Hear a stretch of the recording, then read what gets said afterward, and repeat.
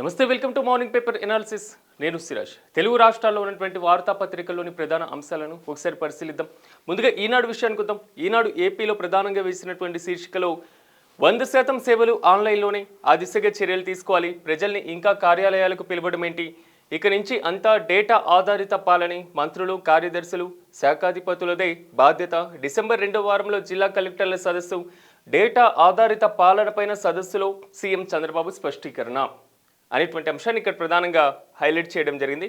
ఆంధ్రప్రదేశ్లో డేటా ఆధారిత పాలనకు సంబంధించి పూర్తి స్థాయిలో నిన్న ముఖ్యమంత్రితో పాటుగా మంత్రులు, ఉన్నత స్థాయి అధికారులు, వివిధ శాఖల మంత్రులతో, మరి ముఖ్యంగా శాఖాధిపతులతో కూడా ముఖ్యమంత్రి సమీక్షా సమావేశం నిర్వహించడం జరిగింది.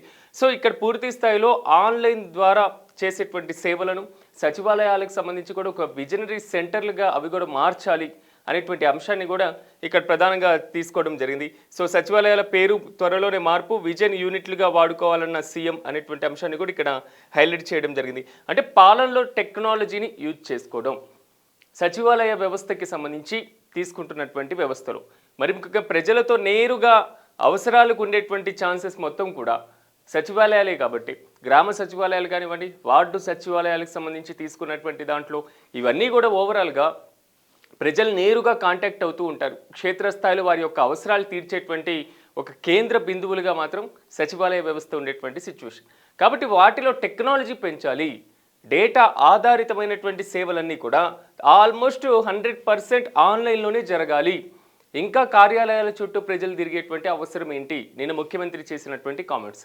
అంటే ఒక చిన్న ఫోన్లో మనకున్నటువంటి ఏదైతే ప్రభుత్వం కల్పిస్తున్నటువంటి వెబ్సైట్లలో మనం పూర్తి స్థాయిలో అప్లై చేసుకునేటువంటి ప్రాసెస్ని రీసెంట్గా గవర్నమెంట్ తీసుకొచ్చింది. మనకి ఇన్కమ్ సర్టిఫికేట్ కానివ్వండి, క్యాస్ట్ సర్టిఫికేట్ కానివ్వండి, బస్ టికెట్ బుక్ చేసుకునేటువంటి వరకు కూడా, అంటే అన్ని రకాల సేవలను కూడా ఆన్లైన్ ద్వారా అందించాలి, ఆన్లైన్ పాలన జరగాలి, టెక్నాలజీ పాలనలో చాలా వరకు ఎక్కువగా పెంచాలి అనేటువంటి అంశం. దీన్నే మనం అంటూ ఉంటాం ఈ గవర్నెన్స్ అనేది. సో ఈ గవర్నెన్స్ని పాలనలో చాలా వరకు పెంచేటువంటి అవకాశాన్ని క్షేత్రస్థాయిలో పరిశీలించేటువంటి బాధ్యత. మంత్రులందరూ ముఖ్యమంత్రితో సమావేశం, మంత్రివర్గ సమావేశం అనేది ఈ క్యాబినెట్ సమావేశం జరిగింది అనుకోవచ్చు, లేదా పార్లమెంట్ సమావేశాలు, అసెంబ్లీ సమావేశాలను ఈ అసెంబ్లీ, ఈ పార్లమెంట్ జరుగుతుంది. సో ల్యాప్టాప్ తీసుకెళ్లడం కానివ్వండి, వాళ్ళకు ఉన్నటువంటి ట్యాబ్లో ఎలాంటి బిల్లులను ప్రవేశపెడుతున్నారు, ఆ బిల్లులో ఉన్నటువంటి అంశాలు ఏంటి, దాని మీద అభ్యంతరాలు ఏంటి, ప్రశ్నోత్తరాల సమయం ఎప్పుడు జరుగుతుంది, 0 అవర్ ఎప్పుడు జరుగుతుంది, సో దాంట్లో ప్రస్తావించాల్సినటువంటి అంశాలు ఏంటి, ఇప్పటివరకు ఇలాంటివే మనం చూస్తున్నాం. అంటే పార్లమెంట్ స్థాయిలోనో, అసెంబ్లీ స్థాయిలోనో, లేకపోతే మంత్రివర్గ సమావేశం స్థాయిలోనో, లేదా జిల్లా కలెక్టర్ల సదస్సులోనో అంతవరకు మాత్రమే టెక్నాలజీ ఉండేటువంటి ఛాన్సెస్ ఉన్నాయి. కాబట్టి క్షేత్రస్థాయిలో జరిగేటువంటి వాటిలో కూడా ప్రజలు ప్రభుత్వానికి నేరుగా, అంటే P2G అంటారు, పీపుల్ టు గవర్నమెంట్, వీళ్ళందరూ కూడా ప్రజలు గవర్నమెంట్ని సంప్రదించడం, వారి యొక్క సేవలను పొందడం, ఈ మొత్తం కూడా టెక్నాలజీ ఆధారంగా జరగాలనేది మాత్రం ముఖ్యమంత్రి చెప్తున్నటువంటి మాట. ఇందుకోసం రీసెంట్గా మొబైల్ అప్లికేషన్స్ని కూడా తీసుకురావడం జరిగింది. సో పాలనకు సంబంధించి మెరుగైనటువంటి సంస్కరణలు తీసుకురావాలనేటువంటి ఆలోచన కూడా ప్రభుత్వం చేయడం జరిగింది. సో ఇంకా వీటిలో మరింత బలోపేతం చేయడం కోసం సచివాలయాల వ్యవస్థని కూడా విజన్ యూనిట్లుగా మార్చాలి అనేటువంటి అంశం. నిన్న వీటి మీద వైసీపీ కూడా కొంతవరకు కౌంటర్ ఇవ్వడం జరిగింది. ఎప్పుడు పేరు మార్పు అనేటువంటి అంశాలే ఇక్కడ జరుగుతుంది, కానీ పరిపాలనకు సంబంధించినటువంటి ఇష్యూస్లో గతంలో మేము తెచ్చినటువంటి రాజీవ్ ఆరోగ్యశ్రీ అనేటువంటి పథకం వైఎస్ఆర్ తీసుకొని వచ్చారు, వైఎస్ఆర్ ఆరోగ్యశ్రీ పథకం అని వైసీపీ తీసుకొని వచ్చింది, దాన్ని ఎన్టీఆర్ ఆరోగ్య సేవ అనేది మాత్రం తెలుగుదేశం పార్టీ ఇంప్లిమెంట్ చేస్తుంది. కాబట్టి అనేక పథకాలకి మీరు పేర్లు మార్చుకుంటున్నటువంటి తరుణంలో సచివాలయ వ్యవస్థల్ని కూడా విజన్ యూనిట్లుగా మీరు మార్చాలి అనేటువంటి ఆలోచన మాత్రం ఇక్కడ వైసీపీకి యొక్క ప్రమేయం, వైసీపీకి వచ్చేటువంటి క్రెడిట్ మొత్తాన్ని కూడా లాక్కునేటువంటి ప్రయత్నం చేస్తున్నారు. దీన్ని క్రెడిట్ చోరీ చేస్తున్నారు, ఇది వైసీపీ చేస్తున్నటువంటి ఆరోపణ. ఎందుకు ఇప్పుడు మార్చాల్సి వస్తుంది అనేది, ఎందుకంటే సచివాలయ వ్యవస్థకి నాంది పలికింది, ఆంధ్రప్రదేశ్లో సచివాలయ వ్యవస్థకి కేంద్ర బిందువులుగా ఉంచింది మొత్తం కూడా YCP government. So YCP government అలా చేసింది కాబట్టి, సో దానికి ఆ క్రెడిట్ వెళ్ళకూడదు. కాబట్టి విజనరీ అంటే ఆల్మోస్ట్ విజన్ 2020, విజన్ 2047 ఇలాంటివన్నీ కూడా, స్వర్ణాంధ్ర 2047 ఇలాంటి డాక్యుమెంట్ల ప్రిపేర్లో కానివ్వండి. సో ఆ విజనరీ అనేటువంటి ఇష్యూ అనగానే చాలా వరకు ముఖ్యమంత్రి చంద్రబాబు పేరు ప్రస్తావనకు వస్తుంది. కాబట్టి విజన్ యూనిట్లుగా మార్చాలి అని చేస్తున్నారు అని కూడా వైసీపీ ఆరోపణ, విశ్లేషకుల యొక్క అభిప్రాయం. కానీ ప్రభుత్వం దానికి సంబంధించి క్లారిటీ ఇవ్వడం జరిగింది. పాలనలో టెక్నాలజీ అనేది పెంచడం కోసం మాత్రమే ఇలాంటి చర్యలు తీసుకోవడం జరుగుతుంది.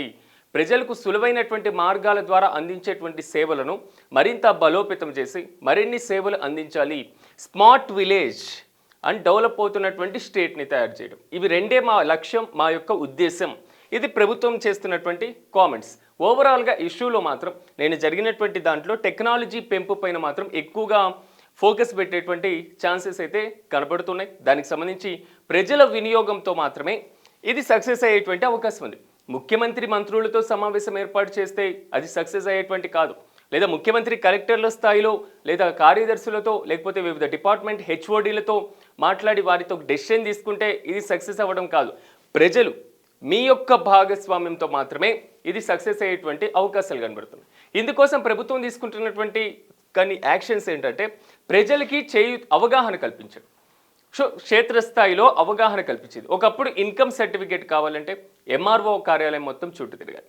ఒకప్పుడు ఇన్కమ్ సర్టిఫికేట్, క్యాస్ట్ సర్టిఫికేట్ కావాలన్నా, రైతు పాస్బుక్ కావాలన్నా, సో మనకేమైనా గెస్టేట్కి సంబంధించినటువంటి ఇష్యూస్ కావాలన్నా కార్యాలయాల చుట్టూ తిరగాల్సినటువంటి పరిస్థితి ఉండేది. ప్రజలు అంటే ఒకరోజు ముందు విఆర్ఓ సంతకం పెట్టాలి, దాని తర్వాత ఆర్ఐ దాన్ని నోటిఫై చేయాలి, ఫైనల్గా ఎంఆర్ఓ సంతకం పెట్టాలి, తర్వాత అక్కడ ఉన్నటువంటి వారికి ఉండాలి. సో దీని ద్వారా ఏమవుతుందంటే కాలయాపన జరుగుతుంది. ప్రజలు కార్యాలయాల చుట్టూ తిరగడం ఒక ఎత్తు, ఆ కార్యాలయాల్లో ఉండేటువంటి అటెండర్ స్థాయి వ్యక్తుల వద్ద జరిగేటువంటి అవినీతి మరో ఎత్తు. సో వీటన్నిటిని అరికట్టడం కోసం, ప్రజలకి సత్వరమైనటువంటి సేవలు అందించడం కోసం ప్రభుత్వం బాధ్యత ఏంటి? ప్రభుత్వం బాధ్యత ప్రధానంగా ప్రజలకు సేవలు అందించాలి. ఆ సేవలు ఏ విధంగా అందించాలి? సాంకేతికతను ఉపయోగించుకోవాలి, టెక్నాలజీని యూజ్ చేసుకోవాలి, సరళతరంగా ఉండాలి, కఠినంగా ఉండకూడదు. అంటే ఒక పనిని మనం ప్రభుత్వం దగ్గరికి వెళ్ళినప్పుడు ఆ పని ఫ్రీగా అవ్వాలి, త్వరగా అవ్వాలి, అప్పుడు మాత్రమే ఆ వ్యక్తి లేకపోతే ఆ లబ్ధిదారుడు సంతోషం వ్యక్తం చేసేటువంటి అవకాశం ఉంటుంది. దీన్నే గుడ్ గవర్నెన్స్ అని కూడా అంటారు. సో దీని మీద ఎక్కువగా ఫోకస్ పెడుతుంది ఆంధ్రప్రదేశ్ ప్రభుత్వం. సో ఆలోచన మంచిది, దీని ఆచరణ కూడా పూర్తి స్థాయిలో అదే విధంగా ఉండాలి. అంటే ప్రజల భాగస్వామ్యం కూడా అవసరం. మీరు కూడా టెక్నాలజీని యూజ్ చేసుకోవడం పెంచుకోవాలి. ఇప్పుడు ఆర్టిఫిషియల్ ఇంటెలిజెన్స్ లేదా క్వాంటమ్ కంప్యూటింగ్, ఈ టెక్నాలజీతో ఏపీ ముందడుగు వేస్తున్నటువంటి నేపథ్యంలో గూగుల్ డేటా సెంటర్ కూడా వైజాగ్కి సంబంధించి వస్తున్నటువంటి నేపథ్యంలో సో టెక్నాలజీకు విపరీతమైనటువంటి వాల్యూ ఉంది, టెక్నాలజీకి విపరీతమైనటువంటి కమాండ్ ఉంది ప్రజెంట్. సో దాన్ని మనం యూజ్ చేసుకొని ముందుకెళ్ళినప్పుడు పని మొత్తం ఈజీగా అయ్యేటువంటి ఛాన్సెస్ ఉంటాయి. ఈ రోజుల్లో సాఫ్ట్వేర్ రంగంలో పనిచేస్తున్నటువంటి చాలామంది కూడా చాట్ జీపీటీ మీద ఆధారపడి అంటే వారు పెట్టేటువంటి సమయాన్ని కేవలం 1-2 నిమిషాలు ఫినిష్ చేసుకుంటున్నారు. సో మనం టెక్నాలజీని యూజ్ చేసుకోవడం నేర్చుకున్నప్పుడు మాత్రమే, అది నేర్చుకున్నటువంటి మాత్రమే దాని ద్వారా మనం కూడా లబ్ధి పొందేటువంటి అవకాశం ఉంది. టెక్నాలజీని దుర్వినియోగం చేస్తున్నటువంటి ఆలోచన కూడా మరోవైపు కనిపిస్తుంది. బట్ ఏంటంటే యూజ్ చేసుకునేటువంటి విధానంలో కూడా 2 వ్యత్యాసాలు ఉన్నాయి. ఒకటి దాన్ని సద్వినియోగం చేసుకోవడం, 2 దుర్వినియోగం చేసుకోవడం. అంటే ₹1 బొమ్మ బొరుసు ఏ విధంగా ఉంటాయో ప్రతి అంశానికి కూడా మంచి చెడులు 2 కూడా ఉంటాయి. టెక్నాలజీ ఇష్యూలు కూడా అదే విధంగా ఉండేటువంటి ఛాన్స్ ఉంది. ఒకసారి దీని మీద వైసీపీ ఏమంది, వైసీపీకి సంబంధించినటువంటి కామెంట్స్ ఏంటో కూడా మనం ఒకసారి పరిశీలిద్దాం. సో ఆలోపు కనుల ముందుకు కళ్ళల సౌదం అనేటువంటి అంశం.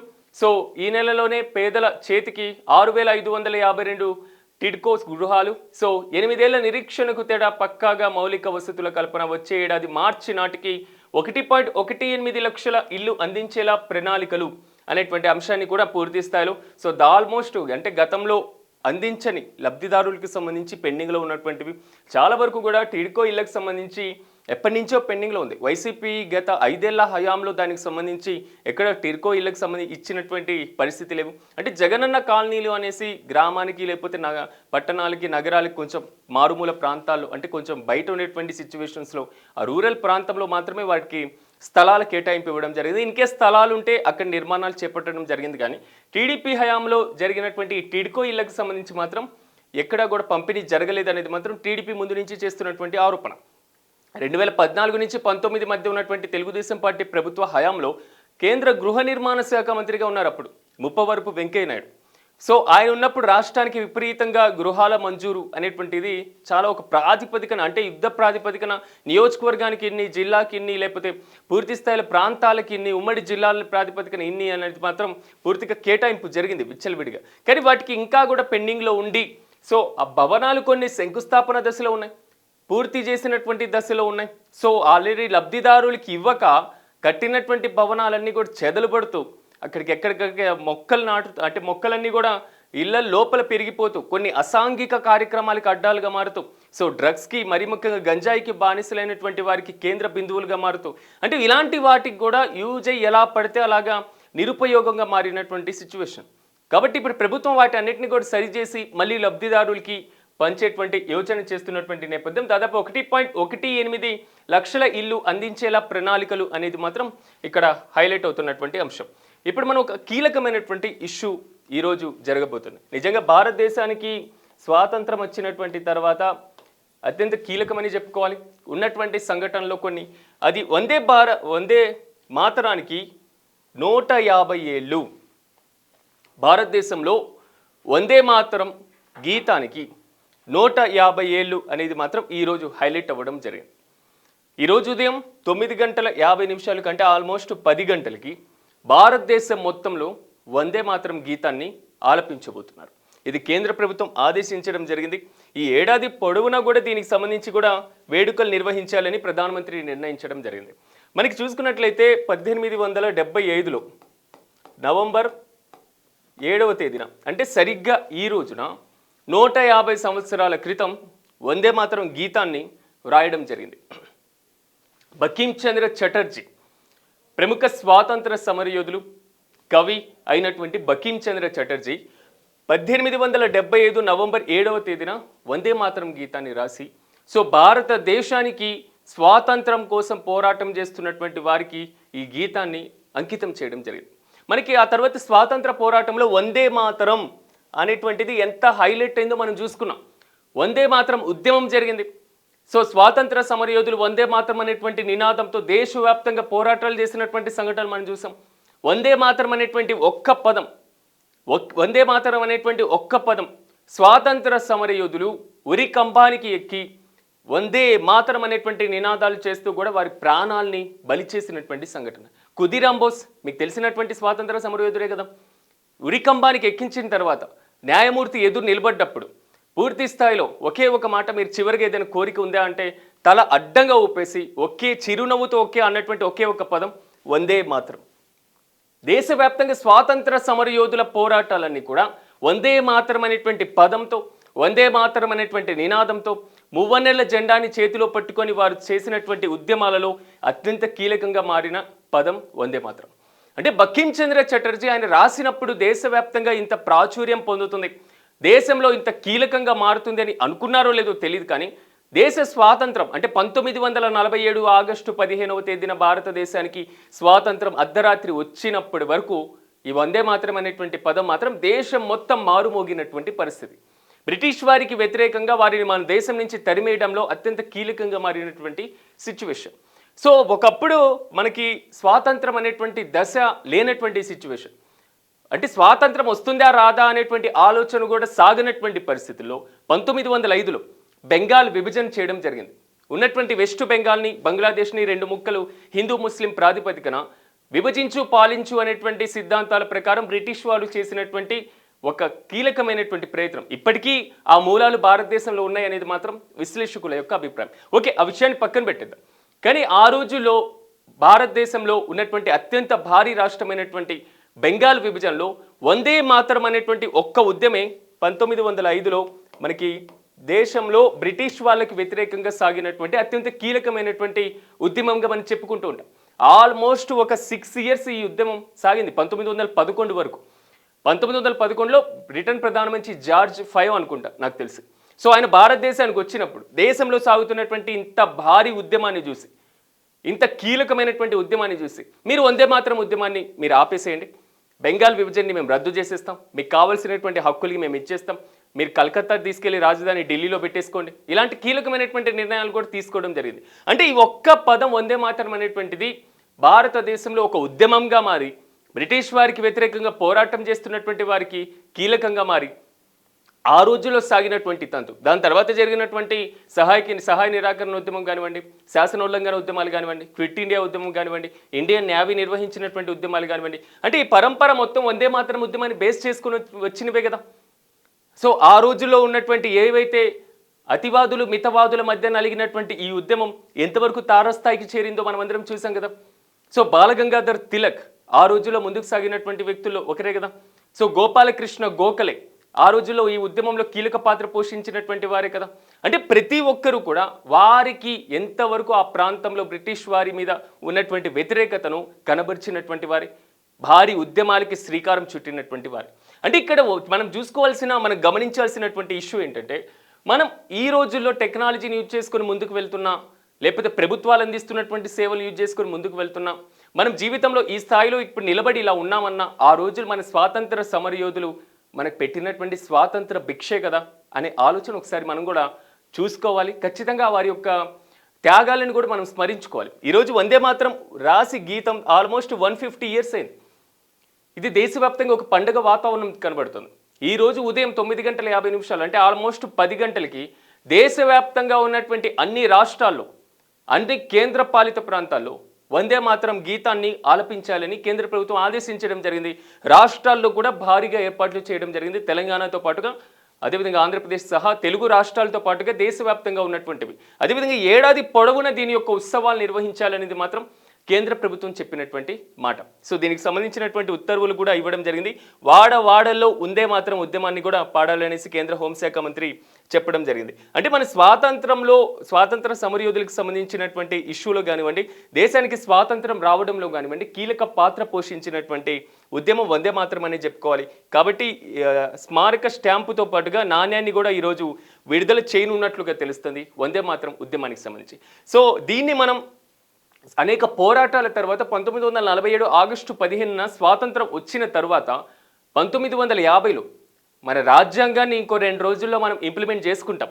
1950 జనవరి 24వ తేదీన, 26న మనం రాజ్యాంగాన్ని ఇంప్లిమెంట్ చేసుకున్నాం. సో 2 రోజులకు ముందు రాజ్యాంగ కమిటీ సమావేశమై దేశవ్యాప్తంగా ఒక జాతీయ గీతం కావాలి కదా, దేశవ్యాప్తంగా ఒక జాతీయ గేయం కావాలి కదా అనేటువంటి ఆలోచనలో వందే మాత్రాన్ని జాతీయ గేయంగా ప్రకటించడం జరిగింది. వందే జనగణమనను వచ్చేసి జాతీయ గీతంగా ఆలపించడం జరిగింది. సో భారత రాష్ట్రపతిగా బాబు రాజేంద్ర ప్రసాద్ని ఎన్నుకోవడం జరిగింది. సో ఇప్పటి నుంచి మన దేశంలో ఉన్నటువంటి పౌరులందరినీ కూడా భారతదేశ పౌరులుగా మనం తీసుకోవడం జరిగింది. అంటే ఇలాంటి కీలకమైనటువంటి నిర్ణయాలు తీసుకోవడంలో కూడా వందే మాత్రం అనేది ఒక హిస్టారికల్గా మారినటువంటి పరిస్థితి. ఇప్పటికీ మన భారత రాజ్యాంగానికి సంబంధించినటువంటి ప్రవేశిక సంబంధించినటువంటి అంశాల్లో కూడా స్వాతంత్ర సమరయోధుల యొక్క ఆశలను, ఆకాంక్షలను మేము పరిరక్షిస్తాం, భారతదేశాన్ని సార్వసత్తాక సామ్యవాద లౌకిక ప్రజాస్వామ్య గణతంత్ర వ్యవస్థగా మేము రూపొందించుకున్నాం, దీన్ని మేము ఇంప్లిమెంట్ చేసుకోవాలనుకున్నాం. కాబట్టి భారతదేశంలో ఉన్నటువంటి ప్రతి వ్యక్తికి సామాజిక న్యాయం, స్వేచ్ఛ, స్వాతంత్రం, ఆర్థికంలో న్యాయాన్ని, అదేవిధంగా ప్రతి ఒక్కరికి సమాన అవకాశాలని ఇవన్నీ కల్పించుకుంటూ 1950 జనవరి 26న ఈ రాజ్యాంగాన్ని మేము ఇంప్లిమెంట్ చేసుకుంటున్నాం అనేటువంటి ఇష్యూతో మనం క్లోజ్ చేసుకోవడం జరిగింది. అంటే చారిత్రాత్మకమైనటువంటి ఘట్టాలు చూసుకుంటే ప్రపంచంలో ఒక పోరాటం ద్వారా వచ్చినటువంటి ఫలితాలు అనేవి మాత్రం విభిన్నంగా ఉంటాయి. స్వాతంత్రం ఊరికే రాలేదు, కొంతమంది త్యాగాల ఫలితంగా వచ్చింది. కాబట్టి ఈరోజు దాన్ని మనం స్మరించుకుంటున్నాం, ఇంత భారీ స్థాయిలో సెలబ్రేషన్స్ చేసుకోవాలనుకుంటున్నాం. వందే మాత్రానికి సంబంధించి 150 ఏళ్ళని కూడా గుర్తుంచుకునేటువంటి ఇష్యూవేషన్ కూడా మనకి వచ్చినటువంటి పరిస్థితి. ఇలాంటి సిచ్యువేషన్స్ రావడం మాత్రం మన దేశంలో చాలా అరుదుగా ఉండేటువంటి అవకాశం ఇతర దేశాలతో పోలిస్తే. కాబట్టి ఒకసారి మీరు కూడా ఈరోజు జరిగేటువంటి ఈ ఘనమైనటువంటి కార్యక్రమంలో, ఈ చారిత్రాత్మకమైనటువంటి కార్యక్రమంలో మీరు కూడా భాగస్వాములు అవ్వాలని మనం కూడా కోరుకుందాం. సో ఇది ఈరోజు పూర్తి స్థాయిలో వందే మాత్రానికి సంబంధించినటువంటి అంశాన్ని ఇక్కడ హైలైట్ చేయడం జరిగింది. సో బీహార్లో రికార్డు స్థాయిలో పోలింగ్, తొలి దశలో ఓటు వేసిన 65% మంది అనేటువంటి అంశాన్ని నిన్న బీహార్కి సంబంధించినటువంటి తొలి దశ పోలింగ్ ప్రశాంతంగా ముగిసింది అనుకోవాలి. ఎందుకంటే అన్ని రాజకీయ పార్టీలు కూడా హోరాహోరీగా ముందుకు సాగినటువంటి పరిస్థితి. ఒకవైపు కాంగ్రెస్ పార్టీకి సంబంధించినటువంటి కూటమి, మరోవైపు ఎన్డీఏ కూటమితో పాటుగా అక్కడ ఉన్నటువంటి లోకల్ పార్టీలు ఏవైతే ఉన్నాయో చిన్న చిత్క పార్టీలు, సో వాటికి పెద్దగా ప్రాధాన్యత లేదు, లెక్కలేదు. కానీ పక్కన పెట్టేస్తే ప్రధానంగా జరిగినటువంటి పోటీ కాంగ్రెస్, బీజేపీ, ఈ 2 పార్టీల కూటముల మధ్య సాగినటువంటి హోరు తొలి దశ మాత్రం ఆల్మోస్ట్ 121 నియోజకవర్గాల్లో పండుగ వాతావరణంలో ఓటింగ్ జరిగింది. కానీ ఇక్కడ మనం చూసుకున్నట్లయితే 65% పోలింగ్ అంటే ఇది బీహార్లో ఎప్పుడు గతంలో నాకు తెలిసి నేను చూడలేదు. 65% పోలింగ్ అనేది ఇది ఒక రికార్డు పోలింగ్ మాత్రమే మనం చెప్పుకోవాలి. పాట్నాలో ఓటు వేస్తున్నటువంటి ఓటర్లు అనేటువంటి చిత్రాన్ని కూడా అక్కడ ఇవ్వడం జరిగింది. సో 65% తొలి దశలోనే పోలింగ్ జరిగింది అంటే బీహార్లో ఫలితం ఎలా ఉండబోతుంది? నేను ఓటు వేయను, ఓటింగ్కి దూరంగా ఉంటాను, ఓటింగ్ రోజు నేను ఒక సెలవు దినంగానే పరిగణిస్తాను. సో ఓటు వేయాల్సినటువంటి అవసరం నాకు ఉంది లేదు, అది నా స్వేచ్ఛ. ఓటింగ్ అనేది నాకు ఇచ్చినటువంటి రాజ్యాంగ హక్కు కాబట్టి నేను పరిరక్షించుకుంటాను, లేకపోతే నా ఇష్టం వచ్చినట్టు నేను ఓటింగ్కి దూరంగా ఉండేటువంటి స్వేచ్ఛని నాకు నేను ఇచ్చేసుకుంటాను. ఇలాంటి ఆలోచన చేసేటువంటి వారందరికీ కూడా ఒక కనువిప్పనే చెప్పుకోవాలి. బీహార్కి సంబంధించినటువంటి దాంట్లో అక్కడ ఉన్నటువంటి సిచ్యువేషన్స్లో ప్రతి 100 మందికి 65 మంది బయటికి వచ్చి ఓటు వేస్తున్నారు అంటే అక్కడ ఎలాంటి పరిస్థితులు ఉన్నాయో ఒకసారి మనం ఆలోచించుకోవాలి. అంటే ప్రజలు ఎంత చైతన్యమైపోయి పూర్తి స్థాయిలో ఓటింగ్ వైపు మొగ్గు చూపారో ఆలోచించుకోవాలి. అంటే ఎలక్షన్ కమిషన్ కూడా కీలకమైనటువంటి నిర్ణయాలు తీసుకుంది. ఓటింగ్కి సంబంధించి మీరు పార్టిసిపేట్ చేయండి అనేటువంటి అవగాహన కార్యక్రమాలు సదస్సులు నిర్వహించడంతో పాటు కొంతమంది అంటే దివ్యాంగులు కానివ్వండి, లేకపోతే వృద్ధులు కానివ్వండి, గర్భిణీలు కానివ్వండి, సో వారికి పోలింగ్ బూత్కి తీసుకొచ్చేటువంటి ఏర్పాట్ల వరకు ప్రతిదీ కూడా ఇలాంటిది ఎన్నికల సంఘం కూడా అక్కడ గట్టిగానే పనిచేసింది అనుకోవాలి. దానికి సంబంధించి వినోద్ సింగ్ గుంజియాల్ అని కూడా నేను విలేకరులతో మాట్లాడుతూ కూడా పూర్తి స్థాయిలో ప్రశాంత వాతావరణంలో జరిగింది అనేటువంటి పరిస్థితులు కూడా ఆయన చెప్పడం జరిగింది. ఒకప్పుడు బీహార్ అంటే ప్రశాంతమైనటువంటి వాతావరణానికి దూరంగా ఉండేది. అక్కడ ప్రజలు అభివృద్ధిని కోరుకునేటువంటి వారు కాదు.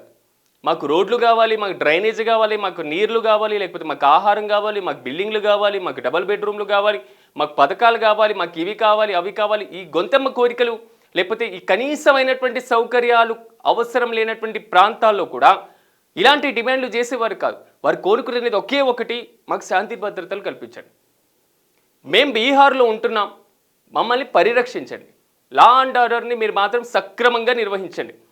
ఎవరొచ్చి ఏ బందిపోటు వచ్చి ఏ రోజు కాల్చి చంపుతారో తెలియదు, ఎవరొచ్చి ఎప్పుడు తలని నరికిపోతారో తెలియదు, సో ఎక్కడ బాంబులు పడతాయో తెలియదు.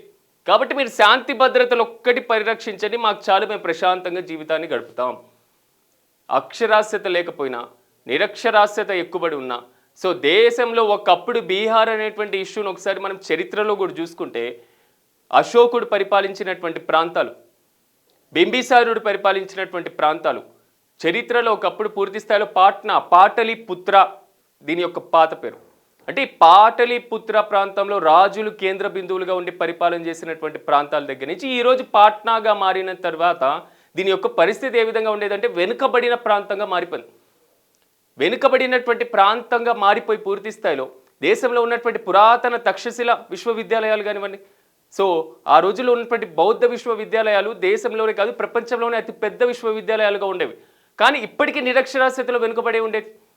బీహార్ ఎప్పటికీ ఆర్థికపరమైనటువంటి అంశాల్లో వెనుకబడి ఉంది. ఒక జనాభా ప్రాతిపదికను పక్కన పెట్టేస్తే అన్ని అంశాల్లో కూడా బీహార్ అనేది ఇప్పటికీ దేశంలో రాష్ట్రాల్లో చివరి సరసన ఉండేటువంటి 5 రాష్ట్రాల్లోనే కనబడుతుంది కదా.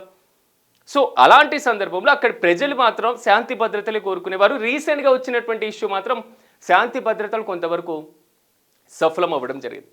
బీహార్లో జరిగేటువంటి లేకపోతే ఉత్తర భారతంలోని కొన్ని రాష్ట్రాల్లో జరిగేటువంటి దారుణాలు దేశంలో ఎక్కడ జరిగేటువంటి పరిస్థితులు ఉండవు. సో ఎమ్మెల్యేలని కాదు, ఎంపీలని కాదు, మంత్రులని కాదు, ఎక్కడికక్కడ కొన్ని ఉద్రిక్త వాతావరణ పరిస్థితులే కనబడేవి ప్రతి చోట. కానీ అక్కడ ప్రజలు మాత్రం 65% ఓటింగ్ మాత్రం నమోదు చేయడం జరిగింది. కానీ ఇక్కడ మనం చూడాల్సినటువంటి ఇంకో ఇష్యూ, 100కి 65 మంది వచ్చి ఓటు వేశారు అంటే వారు ఏం ఆలోచిస్తున్నారు? బీహార్లో తొలి విడతలో 65% పోలింగ్ నమోదైందంటే మలి విడతలో ఆల్మోస్ట్ మంచిగానే పోలింగ్ నమోదవుతుంది అనేది మాత్రం ఒక సంకేతం ఇప్పటి వరకు వచ్చేస్తుంది. సో పోలింగ్ శాతం ఎంతైనా ఉండనివ్వండి. సో ఈ సంకేతాన్ని దృష్టిలో పెట్టుకొని మనం ఆలోచించాల్సింది రేపు అసలు ఏం జరగబోతుంది. రేపు 14వ తేదీన ఫలితాలు రాబోతున్నాయి, ఒక కొత్త ప్రభుత్వం వస్తుంది, అధికారం చేపడుతుంది. సో ముఖ్యమంత్రి అయ్యేటువంటి ఛాన్స్ ఉంటుంది. కాబట్టి అది తేజస్వి యాదవ లేకపోతే నితీష్ కుమార్ ఎవరో ఒకరు ముఖ్యమంత్రి అవుతారు. వీళ్ళిద్దరే ఉన్నారు కాబట్టి 2 పార్టీల మధ్య ప్రధానమైనటువంటి పోటీ ఉంది. కాబట్టి ఒకటి ఇండియా కూటమి వర్సెస్ రెండోది ఎన్డీఏకి సంబంధించినటువంటి కూటమి. సో ఈ అంశాల్లో అసలు చాలా వరకు కూడా ప్రజల్లో చైతన్యం అనేటువంటి విషయం పక్కన పెట్టేస్తే వివిధ రాజకీయ పార్టీలు బీహార్లో జరిపినటువంటి ఎన్నికల ప్రచారం ఎంత ఉంది? కాంగ్రెస్ పార్టీ ఓట్ చోరీ అంది. దేశంలో బీహార్లో ఉన్నటువంటి దాదాపు ఒక 4% ఓట్లను తొలగించారంది. ఎన్నికల సంఘం మీద ఆరోపణలు చేశారు. ఎన్నికల సంఘం సంబంధించినటువంటి ఇష్యూలో ఈవీఎంలు సరిగ్గా పనిచేయట్లేదు, వాళ్ళు ట్యాంపరింగ్ చేస్తున్నారు అన్నారు. ఒక్కొక్కరికి దొంగ ఓట్లు ఎక్కువగా ఉన్నటువంటి అంశం. మరి ముఖ్యంగా దీనికి ఎందుకు ఓట్ల తొలగింపుకు ఉండాల్సినటువంటి కనీస ప్రాతిపదికలు మీరు ఇంప్లిమెంట్ చేశారా అనేది అంశం. రాష్ట్ర ఎన్నికల సంఘం కూడా పూర్తి స్థాయిలో సంస్కరణల కోసం ఒక సర్వేలనే చేసినటువంటి పరిస్థితి. సో బీహార్లో మీకు గుంపగుత్తగా పథకాలన్నిటికో అన్నీ కూడా ఆల్మోస్ట్ బీహార్లో ఎన్ని ఎన్నికల ప్రచారాల్లో ఇవ్వాల్సినటువంటి వాగ్దానాలు ఇవ్వాలో అన్ని వాగ్దానాలు ఇచ్చేశారు.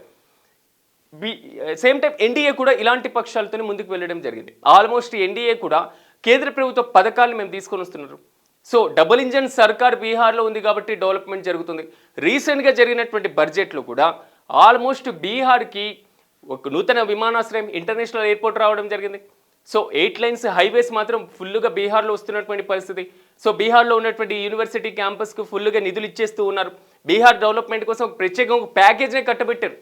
అంటే ఒక బుందేల్ఖండ్ తరహా ప్యాకేజ్ని బీహార్కి సంబంధించి ఇవ్వడం జరిగింది. అంటే ఎన్డీఏలో భాగస్వామ్యంగా ఉన్నారు కాబట్టి అలా అనుకున్న ఆల్మోస్ట్ బీహార్కి సంబంధించి ఎంతో కీలకమైనటువంటి అంశాలు ఇవ్వడం జరిగింది.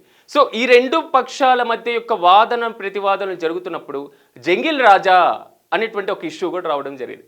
జంగిల్ రాజా అంటే ఏంటి, ఎందుకు జంగిల్ రాజా ఇష్యూ వచ్చింది అనేటువంటి అంశం రీసెంట్గా ఎలక్షన్కి 2-3 రోజులు, అంటే ఈ వారం రోజుల వ్యవధిలో, ఎన్నికల ప్రచారం క్లోజ్ అయ్యేటువంటి వారం రోజుల వ్యవధిలో బీహార్లో మళ్ళీ ఇండియా కూటమి గెలిస్తే జంగిల్ రాజా సిస్టమ్ ఖచ్చితంగా వస్తుంది. ఇది కేంద్ర హోంశాఖ మంత్రి నోట వచ్చినటువంటి మాట. నేను ఇందాక చెప్పినట్లుగా ఆల్మోస్ట్ అప్పుడు ఎవరు వచ్చి చంపుతారో తెలియదు, ఎక్కడ బందిపోట్లు ఉంటారో తెలియదు, ఎక్కడ కాల్చి చంపుతారో తెలియదు, ఎక్కడ నరికి చంపుతారో తెలియదు, ఏ ఇంటి మీద బాంబు పడుతుందో తెలియదు. ఇలాంటి పరిస్థితులు కనబడిని. ఎమ్మెల్యేలను కిడ్నాప్ చేశారు, మంత్రుల్ని కిడ్నాప్ చేశారు, చంపేసి శవాల్ని తెచ్చి రోడ్ల మీద పడేశారు. జంగిల్ రాజా సిస్టంలో ఈ మొత్తం కూడా ఒక భాగస్వామి ఉండేవి. కానీ అక్కడ ప్రజలు కోరుకున్నటువంటి శాంతి భద్రతలు క్రమంగా తర్వాత వచ్చినటువంటి పరిస్థితి.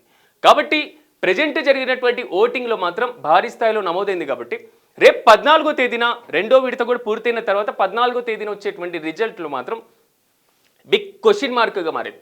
జూబ్లీ హిల్స్ ఉప ఎన్నిక ఎంత ప్రతిష్టాత్మకంగా ఉండబోతుందో బీహార్ ఎన్నిక దేశవ్యాప్తంగా అంతే ప్రతిష్టాత్మకంగా ఉండబోతుంది. ఎన్డీఏలో కీలకంగా ఉన్నారు నితీష్ కుమార్ మీద ఆధారపడి ఉంది కేంద్ర ప్రభుత్వం.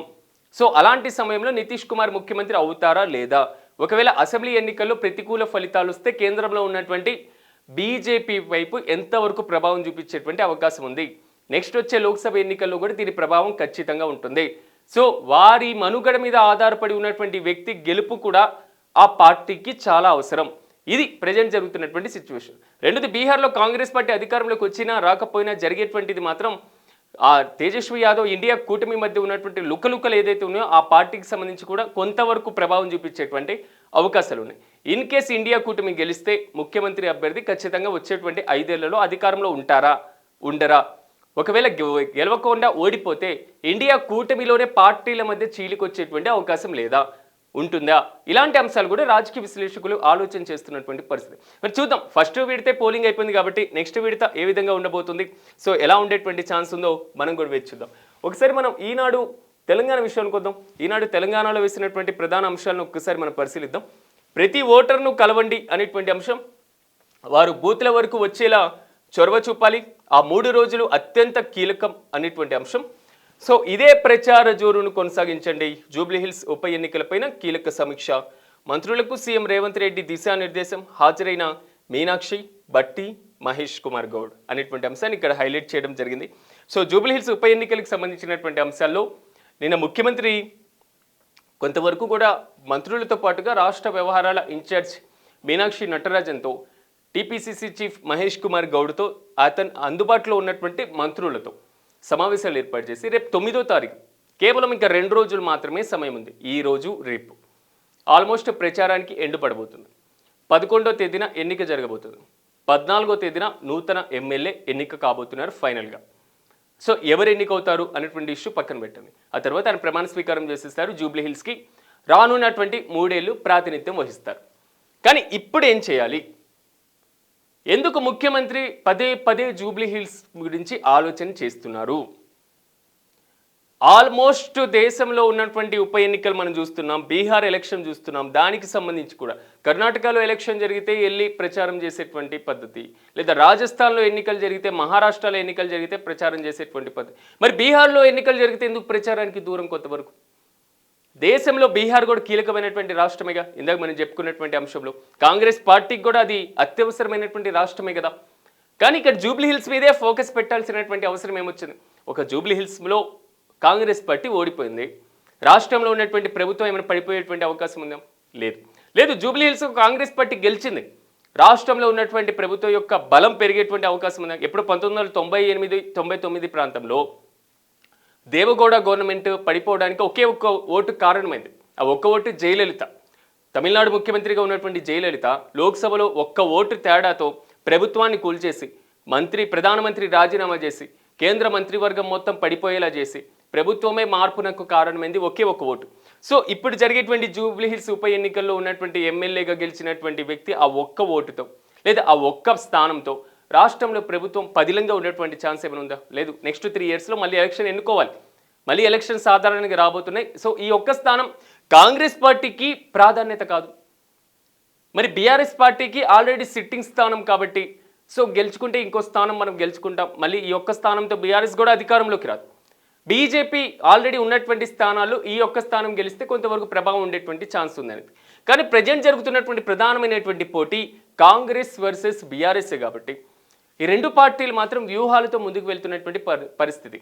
ముఖ్యమంత్రి మాత్రం కాలికి బలపం కట్టుకొని క్షేత్రస్థాయిలో పర్యటిస్తున్నారు. వార్డు డివిజన్లలో చిన్న చిన్న వార్డులకు సంబంధించినటువంటి దాంట్లో మంత్రులు ఇన్ఛార్జీలుగా ఉంటున్నారు. మంత్రులు ఆ స్థాయిలో పర్యటనలు చేస్తున్నారు. ఎమ్మెల్యేలు, ఎంపీలు, రాజ్యసభ సభ్యులు, లోక్సభ సభ్యులు, ఎమ్మెల్సీలు, జిల్లా స్థాయిలో ఉన్నటువంటి జిల్లా పరిషత్ దానికి సంబంధించినటువంటి జిల్లా డీసీసీ అధ్యక్షులు, వివిధ నియోజకవర్గాలకు సంబంధించి వచ్చినటువంటి ప్రతినిధులు, ఆల్మోస్ట్ వీళ్ళందరూ కూడా జూబ్లీహిల్స్ ఉప ఎన్నికలో క్షేత్రస్థాయిలో గల్లీలో తిరుగుతున్నారు.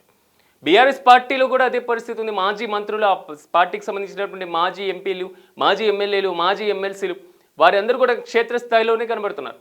ఈ రోజుల్లో జూబ్లీహిల్స్లో బస్తీల్లో ఒక్కసారి మనం వెళ్తే వివిఐపి కార్లు కనబడుతున్నాయి. ఫుల్ సెక్యూరిటీ ఉన్నటువంటి ఆర్మీ ఫోర్సెస్లు కూడా కనబడుతున్నాయి. అంటే ఒక బస్తీల్లో తిరిగేటువంటి పరిస్థితి వచ్చిందంటే ఈ ఎన్నికని వివిధ పార్టీలు ఎంత ప్రతిష్టాత్మకంగా తీసుకున్నాయి అనేది మాత్రం ఇక్కడ స్పష్టంగా అర్థమవుతుంది. సో బల్దియా మీద కూడా దీని ప్రభావం ఖచ్చితంగా ఉండేటువంటి అవకాశం ఉంది. జూబ్లీహిల్స్ కేవలం ఒక నియోజకవర్గం కాదు. జూబ్లీహిల్స్ కేవలం ఒక 4 లక్షల మంది ఓటర్లు ఉన్నటువంటి ఒక నియోజకవర్గమే కాదు. జూబ్లీహిల్స్ బల్దియా అంటే వచ్చేటువంటి గ్రేటర్ ఎలక్షన్ మీద కూడా ప్రభావం చూపించేటువంటి అత్యంత కీలకమైనటువంటి నియోజకవర్గం.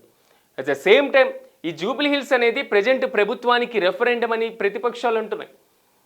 ఈ ప్రభుత్వం యొక్క పాలన 22 నెలల పాలనకు సంబంధించినటువంటి అంశాలు ఈ ఉప ఎన్నిక ద్వారా తేటతెల్లమయ్యేటువంటి అవకాశం ఉందంటున్నారు. సో ఎంతవరకు ప్రభావం చూపించేటువంటి అవకాశం ఉంది? ఇది వాస్తవమేనా కాదా? సో కాకపోతే ఏ విధంగా ఉండేటువంటి ఛాన్స్ ఉంది? సో ముఖ్యమంత్రి మాత్రం నిన్న సమావేశాన్ని ఏర్పాటు చేసి బారాసా భాజపాలను ఎండగట్టండి అనేటువంటి అంశం మాత్రం హైలైట్ చేయడం జరిగింది. సో మీరు క్షేత్రస్థాయిలో వెళ్ళండి, ఉన్నటువంటి తక్కువ సమయంలో ఓటర్లను ప్రసన్నం చేసుకునేటువంటి పనిలో మీరు నిమగ్నం అవ్వండి. పార్టీ నేతలకు దిశానిర్దేశం కూడా చేశారు. అంటే ఒక రకంగా చెప్పాలంటే ఇదే ప్రచార జోరును కొనసాగించాలనేది మాత్రం ఆయన వెళ్ళడం జరిగింది. వారు బూత్ల వరకు వచ్చేలా చొరవ చూపాలి అనేటువంటి అంశం కూడా. క్షేత్రస్థాయిలో ఒక్కొక్క డివిజన్కి, ఒక్కొక్క వార్డుకి, ఒక్కొక్క కమిటీకి ఆల్మోస్ట్ 100 మందిని గ్యాదర్ చేస్తున్నారు ర్యాలీల్లో భారీ స్థాయిలో పార్టిసిపేట్ చేయడానికి. సో క్షేత్రస్థాయిలో మాత్రం అన్ని పార్టీలు కూడా వ్యూహాలు రచిస్తున్నటువంటి పరిస్థితి కనబడుతుంది. కానీ రేపు సాయంత్రంతో ఎల్లుండి సాయంత్రం వరకు కూడా నాన్ లోకల్స్ అందరూ కూడా జూబ్లీహిల్స్ వదిలి వెళ్ళిపోవాల్సిన సిచ్యువేషన్. జూబ్లీహిల్స్ ఎన్నికల్లో మారుమోగినటువంటి మైకులు అన్నీ కూడా మూగబోయేటువంటి పరిస్థితి. సో ఎక్కడ కూడా ప్రచారానికి ముందంజలో ఉన్నటువంటి పార్టీలు, వెనుకంజలో ఉన్నటువంటి పార్టీలు, తటస్థంగా ఉన్నటువంటి పార్టీలు అన్నీ కూడా ఎల్లుండితో సైలెంట్ అయ్యాల్సినటువంటి సిచ్యువేషన్. సో 11న దీనికి సంబంధించి కూడా ఎన్నికలు జరగబోయి 14న రిజల్ట్ కూడా వచ్చేటువంటి ఛాన్స్ ఉంటుంది. సో ఈ నేపథ్యంలో మాత్రం అన్ని పార్టీలు ముందుకు సాగుతున్నాయి. సో ఫైనల్గా ఎలా అవుతుంది, ఏమవుతుంది అనేది మాత్రం వేచి చూడాలి. కానీ ప్రచారాస్త్రాలు మాత్రం భారీగానే ఉన్నటువంటి పరిస్థితి. నిన్న కేంద్ర మంత్రులు కిషన్ రెడ్డి, బండి సంజయ్ కూడా పార్టిసిపేట్ చేసి బీజేపీ అభ్యర్థిని బలపరచాలి, బీజేపీ అభ్యర్థికి మీరు ఓటు వేయాలని కూడా వారు కూడా కామెంట్స్ చేయడం జరిగింది. సో కిషన్ రెడ్డి ఉచిత బస్సు తప్ప 6 గ్యారెంటీల అమలేది? రాష్ట్ర ప్రభుత్వానికి కేంద్ర మంత్రి కిషన్ రెడ్డి సూటి ప్రశ్న. రేవంత్ రెడ్డికి ఇతర వర్గాల గౌరవం అవసరం లేదా అని నిలదీత అనేటువంటి ఇష్యూని ఇక్కడ హైలైట్ చేయడం జరిగింది. At the same time Revanth ఎవరిని కాపాడుకుంటున్నారు? బారాసా 1,00,000 కోట్ల అవినీతిపైన ఎందుకు విచారణ అడగడం లేదు? బోరబొండ రోడ్ షోలో కేంద్ర మంత్రి బండి సంజయ్ గోపీనాథ్ మృతిపైన విచారణ జరిపించాలని డిమాండ్ అనేటువంటి ఇష్యూని కూడా ఇక్కడ హైలైట్ చేయడం జరుగుతుంది. సో కాంగ్రెస్ గెలవకపోతే ముస్లింలకి ఇజ్జత్ లేదా? ఇది కేంద్ర మంత్రి బండి సంజయ్ చెప్పినటువంటి కామెంట్స్. కిషన్ రెడ్డి చేసినటువంటి కూడా ఇష్యూ. అంటే ఇలా ముఖ్యమంత్రి స్థాయిలో ఉన్నటువంటి వ్యక్తి ఇలా ఎలా అంటారు? సో మొన్నటి వరకు ఆపరేషన్ సింధూర్ అనేటువంటి తంతు నడిచింది, ముస్లింలకి ఇజ్జత్ అనేటువంటి ఇష్యూ నడిచింది. సో ముఖ్యమంత్రి అంటారు, మీరు ఎందుకు కేసీఆర్ కేటీఆర్లను కాపాడుతున్నారు? ఫార్ములా ఈ రేసింగ్ కేసు ఉంది కదా, కాళేశ్వరం ప్రాజెక్ట్కి సంబంధించినటువంటి కేసు ఉంది కదా, వాటిని ఎందుకు మీరు అరెస్టు చేయట్లేదు? సో మీరు అరెస్టు చేయాల్సినటువంటి బాధ్యత మీ మీద లేదా? కేంద్ర మంత్రుల్ని ముఖ్యమంత్రి ప్రశ్నిస్తున్నటువంటి మాట. నిన్న కేంద్ర మంత్రి కిషన్ రెడ్డి కూడా అదే చెప్పారు. బారాస 1,00,000 కోట్ల అవినీతిపై ఎందుకు విచారణ అడగడం లేదు? రేవంత్ రెడ్డిని ఎవరిని కాపాడుకుంటున్నారు? అంటే ఇక్కడ ఏం కనబడుతుంది అంటే బీజేపీ వర్షన్ బీఆర్ఎస్ కాంగ్రెస్ ఒకటి, Congress party version BRS BJP ఒకటి. సో కేంద్ర ప్రభుత్వాన్ని కుమ్మక్కైపోయి రాష్ట్రంలో ఇలా చేస్తున్నారు. ఇది కాంగ్రెస్ పార్టీ చెప్తున్నటువంటి మాట. ఓవరాల్గా ఈ మొత్తం విమర్శలు ఎల్లుండి వరకే ఉండేటువంటి ఛాన్స్ ఉంది, కానీ ప్రజలు ఎంతవరకు నమ్మేటువంటి ఛాన్స్ ఉంటుంది? వచ్చేటువంటి 22 నెలల పాలన, గత 22 నెలల పాలనకు సంబంధించి ఇది నిజంగా రెఫరెండం అవుతుందా? ఈ ఒక్క ఉప ఎన్నికను రాష్ట్ర వ్యాప్తంగా ఉన్నటువంటి దాంట్లో మనం చూడాల్సినటువంటి బాధ్యత ఉంటుందా? అంటే ప్రభుత్వానికి వ్యతిరేకత ఉందో లేదో అనేటువంటి అంశం ఈ ఒక్కదాంతో తేటతెల్లమయ్యేటువంటి అవకాశం ఉంటుందా అనేటువంటి ఆలోచన కూడా రాజకీయ విశ్లేషకుల దగ్గర నుంచి వస్తున్నటువంటి మాట. సో ఓవరాల్గా చూడాలి, ఎందుకంటే పూర్తి స్థాయిలో ప్రచారాస్త్రాలు మాత్రం భారీగా ఉన్నటువంటి నేపథ్యంలో ఎలా ఉండేటువంటి అవకాశం ఉందో ఇందాక మనం చెప్పుకున్నట్లుగా వందే మాతరానికి సంబంధించినటువంటి ఇష్యూ, సో బీహార్లో రికార్డు స్థాయి పోలింగ్కి సంబంధించినటువంటి ఇష్యూ, వీటిని ఇక్కడ ప్రధానంగా హైలైట్ చేయడం జరిగింది. ఒకసారి మనం సాక్షి విషయానికి వద్దాం.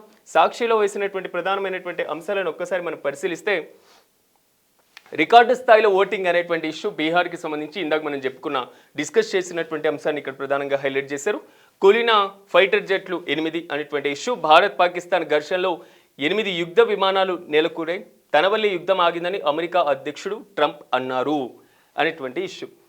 అగ్రదేశానికి ఉన్నటువంటి అగ్రదేశ అధ్యక్షుడిగా ఉన్నటువంటి ట్రంప్ రీసెంట్గా చేస్తున్నటువంటి కామెంట్స్ చెప్పిందే చెప్పి పదే పదే చెప్పి అదే మాటలు చెప్పిన మాటలే చెప్పి చేసినటువంటి వ్యాఖ్యలే చేసి మీరు అగ్రరాజ్యానికి అధ్యక్షుడా లేకపోతే ఒక అధికార ప్రతినిధి?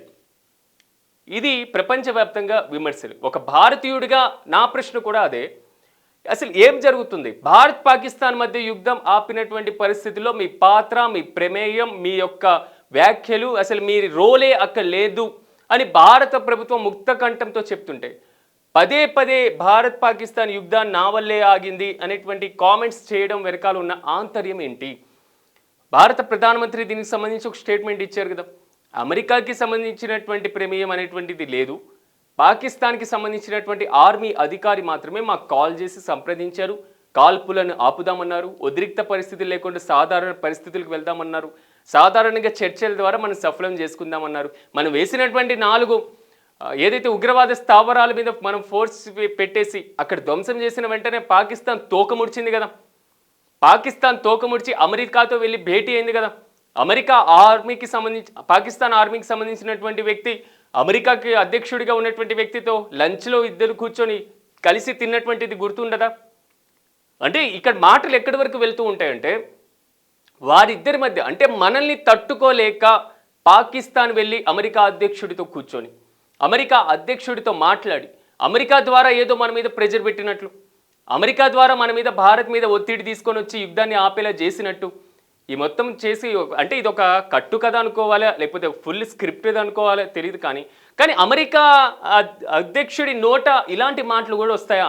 గతంలో పనిచేసినటువంటి అధ్యక్షులు ఎంత హుందాగా ఉన్నారు, George Washington, Woodrow Wilson, so FD Roosevelt, ఇలాంటి అమెరికా అధ్యక్షుడి లిస్ట్ ఒకసారి చూసుకుంటే, బరాక్ ఒబామా, ఇలాంటి ఇష్యూస్ లిస్ట్ ఒకసారి చూస్తే ఇలాంటి ప్రమేయం లేదా చిన్న చిత్కా మాటలు, చిన్న స్టేట్మెంట్స్ ఇవ్వడం, వెంటనే 2వ రోజు ఆ స్టేట్మెంట్ని సవరణ చేసుకోవడం, 3వ రోజు 3వ స్టేట్మెంట్ ఇవ్వడం, 4వ రోజు 3వ రోజు ఇచ్చిన స్టేట్మెంట్ని సవరణ చేసుకోవడం, ఈ తంతులు ఎక్కడ కనబడేటువంటి పరిస్థితి ఉండదు.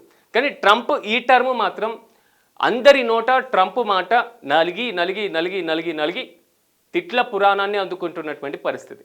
సో దీనికి సంబంధించి యుద్ధ విమానాలు 8 పాకిస్తాన్ ఘర్షణలో నేల కూరాయి అనేటువంటి ఇష్యూని కూడా ఆయన చేశారు. అంటే పదే పదే పదే పదే పదే పదే విదేశీ వ్యవహారాల్లో విదేశీ దేశాల జోక్యం చేసుకుంటూ, అసలు అమెరికాకి సంబంధించినటువంటి దాంట్లో అమెరికా అగ్రరాజ్యాన్ని ఎవరు పరిగణిస్తున్నారు? ఎందుకు అమెరికా మాటల మీద ప్రాధాన్యత ఇవ్వాల్సినటువంటి అవసరం ఎందుకు వస్తుంది? అంత ఇవ్వాల్సినటువంటి వాల్యూ ఇవ్వాల్సిన దానికి ఉన్నటువంటి దేశాలు ప్రజెంట్ ఎవరు లేవు కదా. అమెరికా ముందు చేతులు కట్టుకొని నిలబడేటువంటి పరిస్థితిలో ప్రెసిడెంట్ ఏ దేశం లేదు కదా. ఇలాంటి కామెంట్స్ వచ్చినప్పుడు దానికి అమెరికా మాట నార్మల్గా ఉండేటువంటి పరిస్థితి కాదు. ప్రపంచంలో మా దేశం అంత గొప్ప దేశం లేదు, మా దేశం అంత అగ్రరాజ్యం లేదు.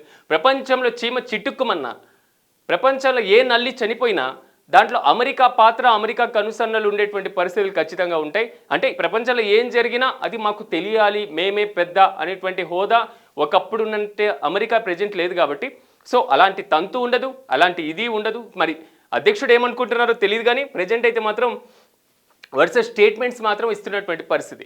సో ఓవరాల్గా మాత్రం దీన్ని మళ్ళీ భారత విదేశాంగ మంత్రిత్వ శాఖ ఎలా స్పందిస్తుంది అంటే ఇవి ఇప్పటికే వివిధ వేదికల మీద ఆల్మోస్ట్ క్లారిటీ ఇవ్వడం జరిగింది. భారత విదేశాంగ శాఖ మంత్రి ప్రొఫెసర్ జయశంకర్ కూడా ఆల్మోస్ట్ క్లారిటీ ఇచ్చి దీంట్లో అమెరికా ప్రమేయం లేదు, పాకిస్తాన్ మమ్మల్ని సంప్రదించింది, ఇలాంటి ఇష్యూస్ చెప్పడం జరిగింది. కానీ పదే పదే అదే మాట చెప్తూ ఉంటే ఇది కొంచెం భిన్నంగా ఉంది. కానీ దీని మీద ఇంకా భారీ స్థాయిలో చూద్దాం. అంటే ట్రంప్ వ్యాఖ్యలు ఏ విధంగా వెళ్ళబోతున్నాయి, దీని మీద మళ్ళీ 2-3 రోజుల వేరే స్టేట్మెంట్ ఏమైనా ఇస్తారా? పాపం ఆల్రెడీ నోబెల్ శాంతి బహుమతి గ్రహించి అనుకోని కలలుగని రానటువంటి పరిస్థితుల్లో, కంగు తిన్నటువంటి పరిస్థితుల్లో సో అప్పుడప్పుడు ఇలాంటి మాటలు వచ్చినప్పుడు మనం కూడా సాధారణంగా సైలెంట్గా ఉంటూ ఉన్నటువంటి సిచ్యువేషన్ ఉంది. సో అంతరిక్ష యాత్రకు ఆంధ్ర బాలిక, తూర్పుగోదావరి జిల్లాకి చెందినటువంటి కైవల్యారెడ్డి టైటాన్స్ స్పేస్ ఇండస్ట్రీస్ చేపట్టనున్న అంతరిక్ష యాత్రకు ఎంపికైంది అనేటువంటి ఇష్యూని ఇక్కడ హైలైట్ చేశారు. సో ఇది ఒక గుడ్ న్యూస్ అని మనం చెప్పుకోవాలి. స్పేస్ టెక్నాలజీ పెరిగిపోతున్నటువంటి నేపథ్యంలో ఆ స్పేస్ టెక్నాలజీలో అంతరిక్ష యాత్రకి సంబంధించి ఒక ఆంధ్ర బాలిక వెళ్ళబోతుండడం కొంతవరకు అందరు స్వాగతించదగ్గ విషయం. సో కైవల్యారెడ్డికి మనం కూడా ఆల్ ద బెస్ట్ చెప్పాల్సినటువంటి పరిస్థితి. సో నేడు వందే మాత్రం ఆలాపన అనేటువంటి అంశాన్ని ఇక్కడ హైలైట్ చేయడం జరిగింది. సో మన ఖాతాలో వేసేద్దాం, గొప్పల కోసం పథకాలు, వ్యవస్థల పేరు మార్పులు, ప్రతి అడుగులను క్రెడిట్ చోరీ చేస్తున్న సీఎం చంద్రబాబు. పరిపాలనను వికేంద్రీకరిస్తూ గ్రామ వార్డు సచివాలయ వ్యవస్థను తెచ్చిన నాటి ముఖ్యమంత్రి వైఎస్ జగన్ సో వాలంటీర్లతో కలిసి ఈ వ్యవస్థ ద్వారా ప్రజలకి ఇంటి గుమ్మం వద్దకే ప్రభుత్వ సేవలు. అధికారంలోకి వచ్చినప్పటి నుంచి ఈ వ్యవస్థ పైన బాబు అక్కసేవు. సో ఈ క్రమంలో గ్రామ వార్డు సచివాలయాలన్నీ కూడా విజన్ యూనిట్లుగా మార్పు. ఇందాక మనం డిస్కషన్ చేసినటువంటి ఇష్యూ, వైసీపీ చేసినటువంటి కామెంట్స్ కూడా ఇక్కడ ప్రధానంగా ఉన్నాయి. సో పేరైతే మార్చారు కానీ సచివాలయాలు ఒక విజన్తో పెట్టినవని అంగీకరించిన చంద్రబాబు. ఇప్పటికే అమ్మఒడి, రైతు భరోసా, నాడు నేడు, దిశ యాప్, విద్యా కానుక పేర్ల మార్పు. సో సూపర్ 6, సూపర్ 7 సహా 143 143 హామీల అమలులో ఘోర వైఫల్యం అనేటువంటి ఇష్యూ వైసీపీ దగ్గర నుంచి వచ్చినటువంటి కామెంట్స్. ఇందాక మనం చెప్పుకున్నట్లుగా సచివాలయ వ్యవస్థకి సంబంధించి విజన్ యూనిట్లుగా మార్పు అనేటువంటి ఇష్యూని వైసీపీ కూడా ఖండిస్తున్నటువంటి పరిస్థితి. ఎప్పుడు కూడా అంటే పేరు మార్పు, ఈ ఖాతాలు మొత్తం కూడా అంటే ఈ క్రెడిట్కి సంబంధించినటువంటి ఇష్యూ కూడా మీరే తీసుకుంటారా? ఇందాక నేను చెప్పినట్లుగా విజన్ అనేటువంటిది ఒక పదం వస్తే చంద్రబాబు గుర్తొస్తూ ఉంటారు కాబట్టి సో ఈ సచివాలయ వ్యవస్థలకు కూడా విజన్ సెంటర్లుగా మారిస్తే ముఖ్యమంత్రి చంద్రబాబు దీన్ని తెచ్చారనేసి మీరు మీ ఖాతాలో వేసుకుంటారు. ఇది క్రెడిట్ చోరీ కాదా అని వైసీపీ ప్రశ్నలు చేస్తున్నటువంటి సిచ్యువేషన్. కానీ ఓవరాల్గా వైసీపీ ఇలాంటి ప్రశ్నలు వేసినప్పటికీ రాష్ట్ర ప్రభుత్వం దానికి ఆల్మోస్ట్ ముందుకు వెళ్ళేటువంటి ఛాన్సెస్ అయితే కనబడుతున్నాయి. సో పెద్దగా ఈ అభ్యంతరాలు పరిగణలోకి తీసుకునేటువంటి అవకాశం లేదు. కానీ రాజకీయ విశ్లేషకుల దగ్గర నుంచి కొంతమంది యొక్క అభిప్రాయం అయితే సచివాలయ వ్యవస్థల పేరు మార్పు అనేటువంటి ఇష్యూ ప్రభుత్వం విధానపరమైన అనేటువంటి నిర్ణయం కాబట్టి సో దీంట్లో అనేక సంస్కరణలు కూడా అవసరం అనేది మాత్రం వారు చెప్తున్నటువంటి మాట. ఇప్పుడు సచివాలయ వ్యవస్థ తీసుకుంటే గ్రామ సచివాలయంలో 10 మంది సిబ్బంది ఉంటారు. సో మనకు కావాల్సినటువంటి దాంట్లో మనకి వెల్ఫేర్ అసిస్టెంట్ ఒకళ్ళు ఉంటారు, ఏఎన్ఎంలో ఒకళ్ళు ఉంటారు, మహిళా పోలీస్ ఒకళ్ళు ఉంటారు, సో మెడిసిన్ డాక్టర్స్కి సంబంధించినటువంటి వారు కొంతవరకు హెల్త్కి సంబంధించి ఒకళ్ళు ఉంటారు.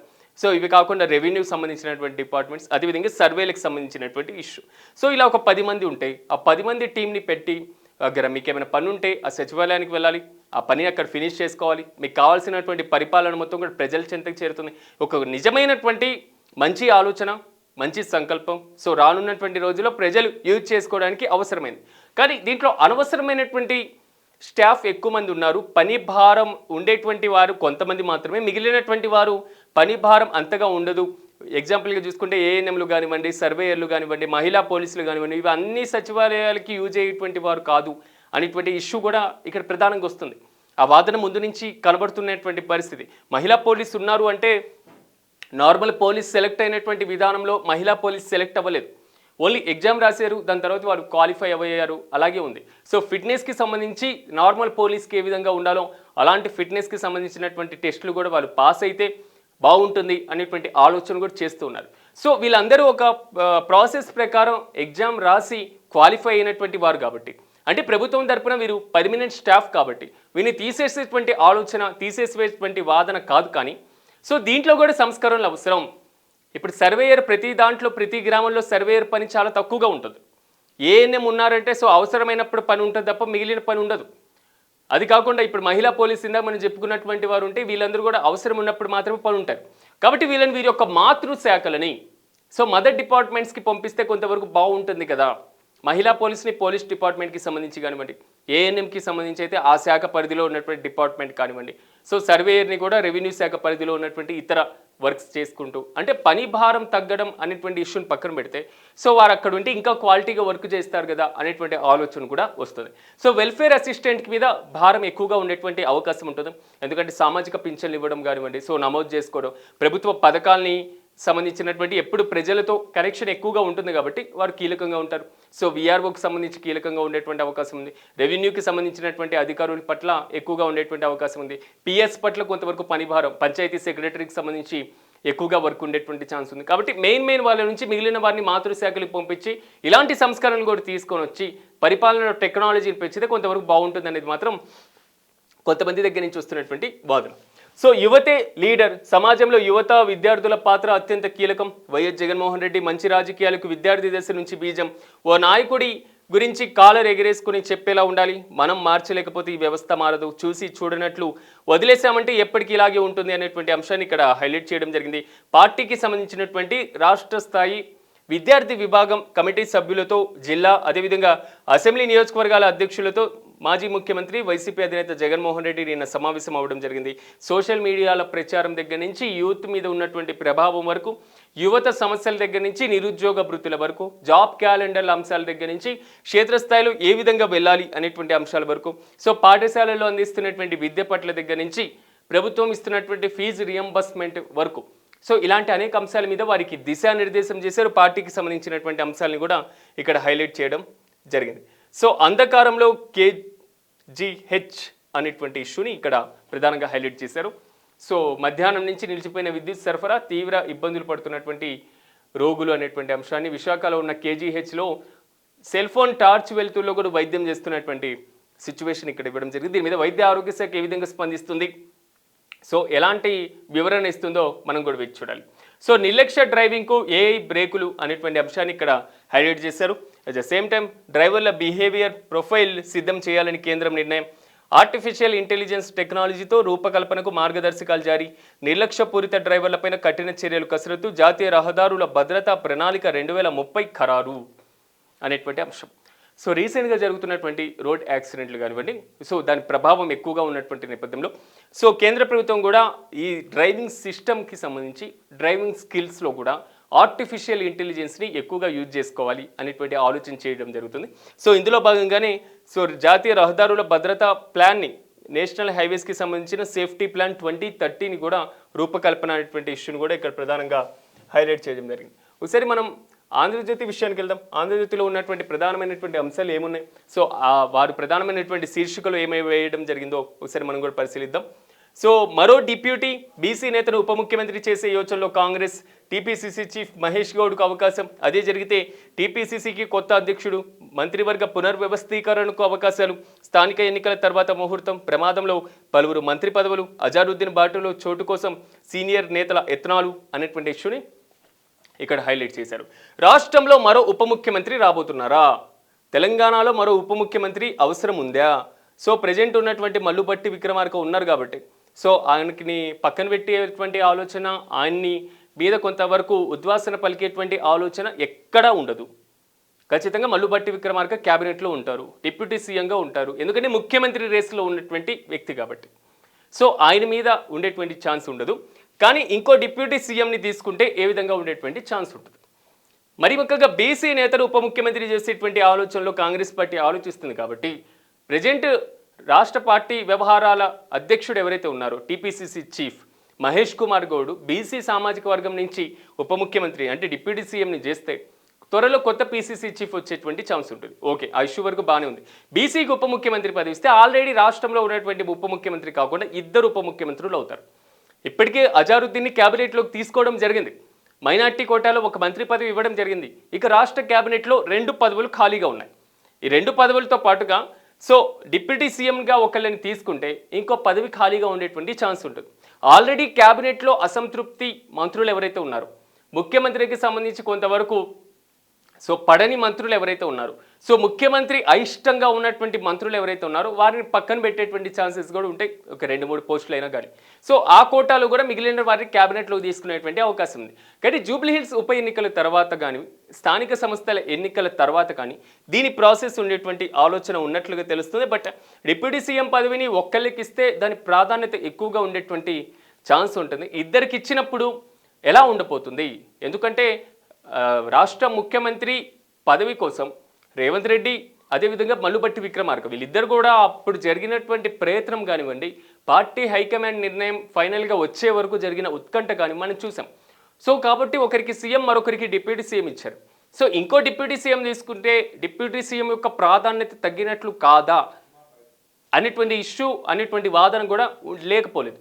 కాబట్టి సో ఏం నిర్ణయం తీసుకోబోతారు? సో ప్రజెంట్ ఉన్నటువంటి ఇది మాత్రం ఎలా ఉండేటువంటి ఛాన్స్ ఉంది అనేది మాత్రం కొంచెం చూడాలి. సో మంత్రివర్గ పునర్వ్యవస్థీకరణకు అవకాశాలు ఇప్పటికిప్పుడు ఉన్నాయా? కేవలం అజారుద్దీన్ ఇష్యూకి సంబంధించి మాత్రమే తీసుకున్నారు కాబట్టి సో ఇప్పట్లో క్యాబినెట్లో చేంజెస్ జరుగుతాయా?